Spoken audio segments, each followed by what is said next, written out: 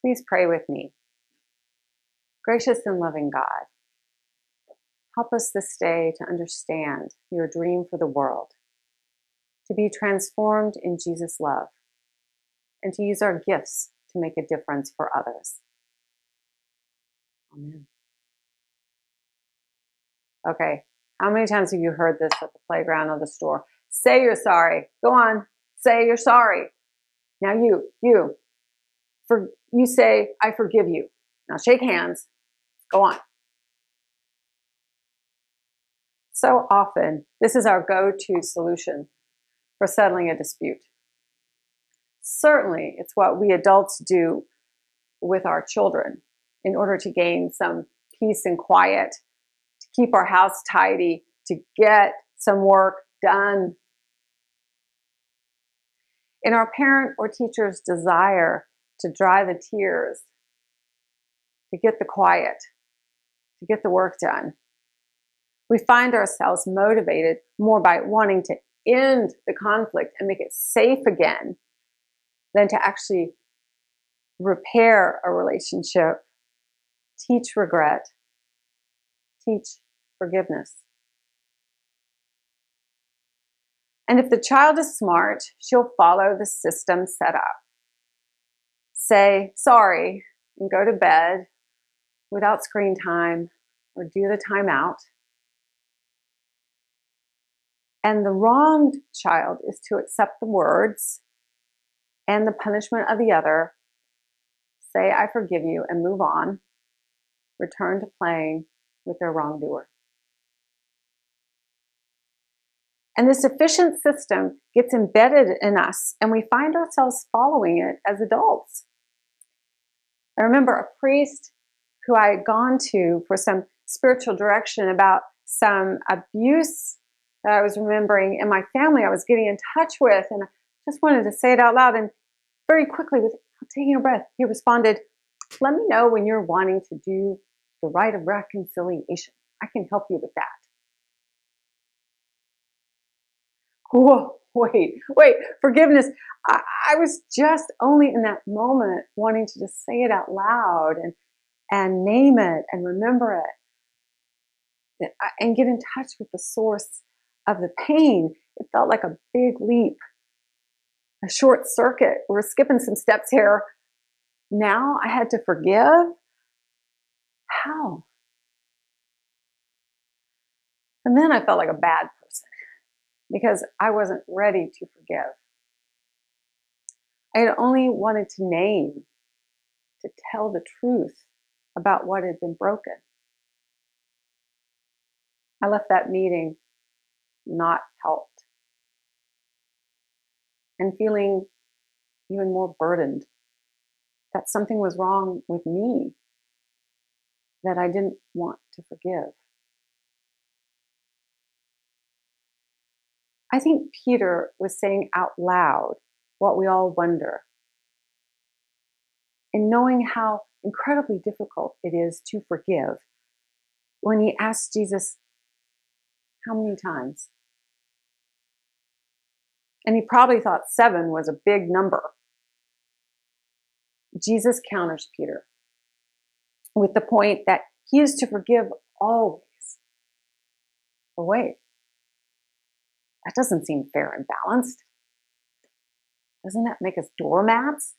To simply accept the wrongdoing when all the bully has to do is say the words, I'm sorry, pay the fine, do the time, then all is okay? Certainly people who do the time in our society are never considered okay again. And once someone has hurt us or broken or stolen or deceived us, saying, I'm sorry, does it really restore trust? Make things right? And do we accept the words and say we forgive you, motivated more by the need to avoid conflict, not get into it, just keep it smooth, keep the peace, and get stuff done? Here's what I'm glad I saw my son's preschool teacher do one day with kids at the co-op nursery he attended years ago.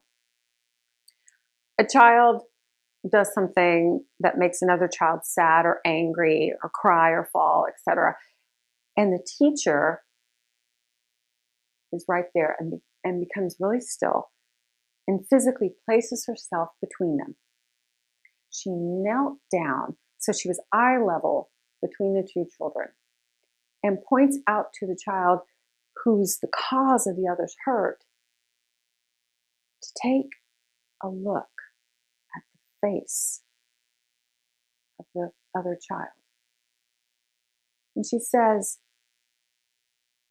Jamie is crying. Look at his frown. He has tears coming from his eyes. Jamie, do you have some words? Are you sad, mad? Where does it hurt?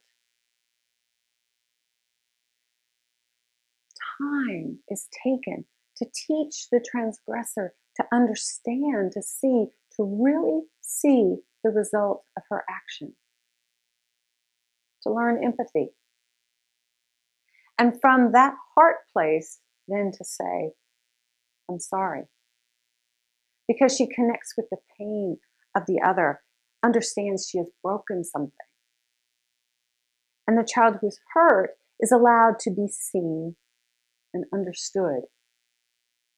And to learn not to hit back as a response from his hurt, but to learn to say where it hurts and why it hurts.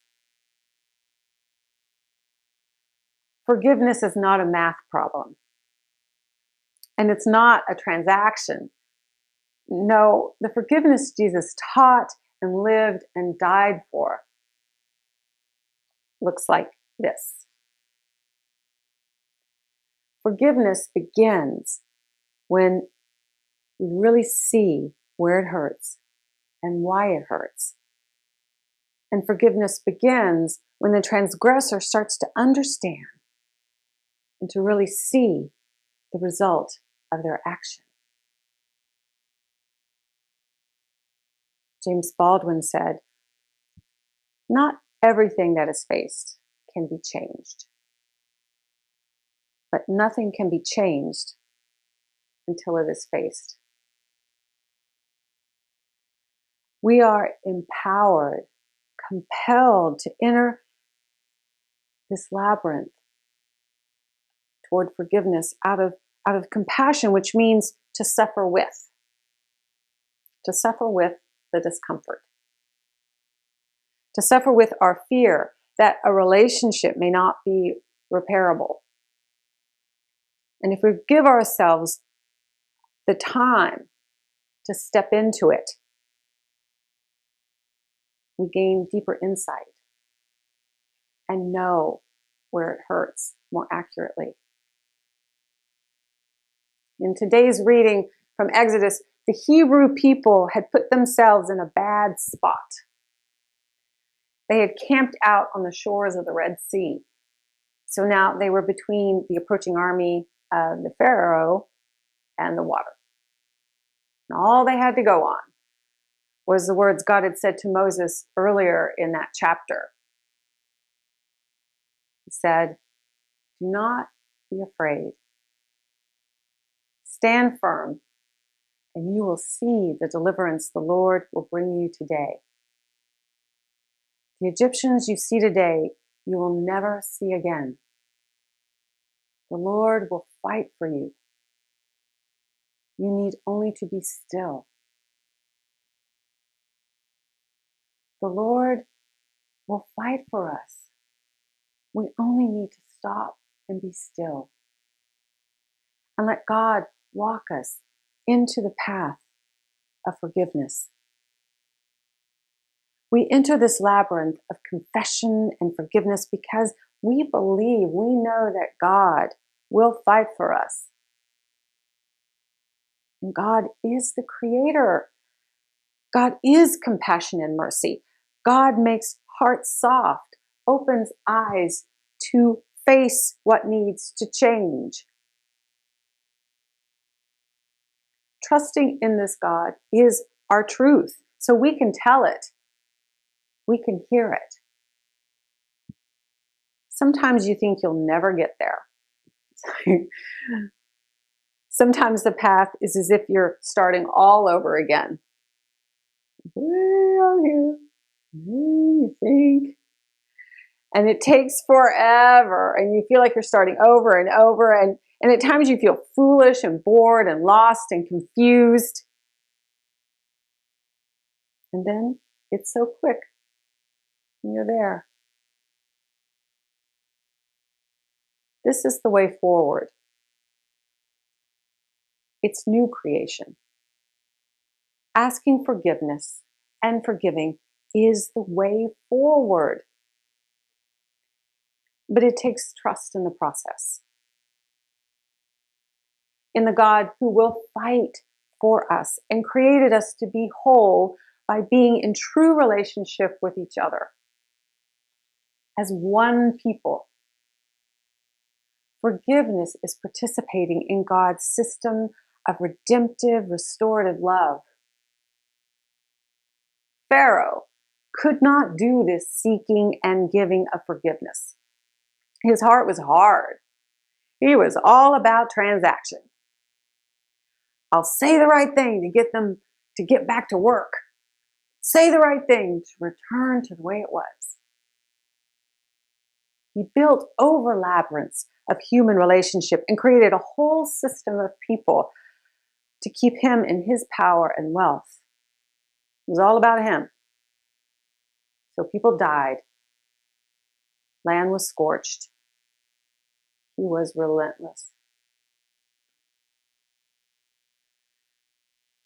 Leonard Pitts, in his column, Black History is Everyone's History, wrote that a white 17-year-old woman had asked him about this when he was talking about Black history. What do you want from me? Why are you telling me this? And he had to respond to her. And he said this to her. Don't hate Black history, if only because it's your history too. It exists not to accuse you or shame you. It simply exists. And you, every bit as much as I, have to make peace with it. Understand that this is sacred ground, and it hurts to walk here. But at the same time, I need to walk here, need the strength, the sense of purpose, the knowledge of self that walking here imparts. And I'm obliged to witness here on behalf of those who can no longer witness for themselves, no longer say the things they saw and felt. So please, don't tell me how to walk this ground. Don't tell me when you think I've walked it long enough. And don't think every silence needs a voice to fill it. Sometimes silence is an opportune place to ponder and to pray. What do I want from you? I want you to be my sister and to walk here with me. I know it's a hard walk. I know it causes you pain. But this much I also know. If ever we learn to tread this ground together, there is no place we can't go.